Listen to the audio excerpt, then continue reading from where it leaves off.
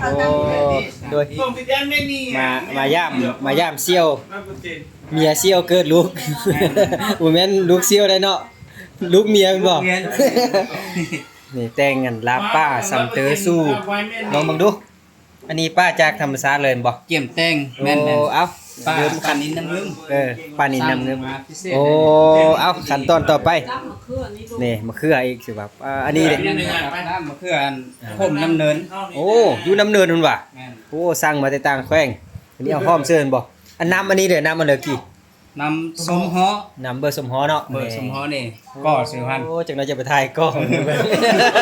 เบอร์จะตั้มเราจะเนี่ย เอาอันนี้มันหอมเนาะ อ๋อ นี่ถึงขั้นตอนจะซ้ำเด็ดแล้วอันนี้น่ะเนาะ แม่น เอาเป็นอันนี้เลยบ่คันแม่นไทยเวียงจันทน์เขาก็แกล้งบ่นี่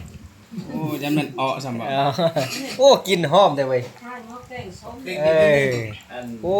คือจะเจ็บเนาะลาบบ้านเฮาเด้อทุกคน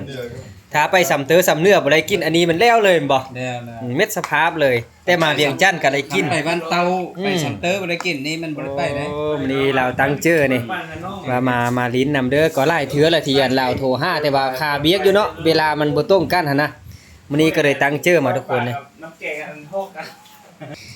แขกเด้อทางนี้เด้อ ยกขาเด้อแขกเนาะ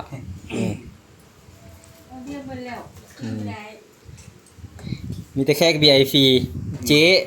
เฒ่าแก่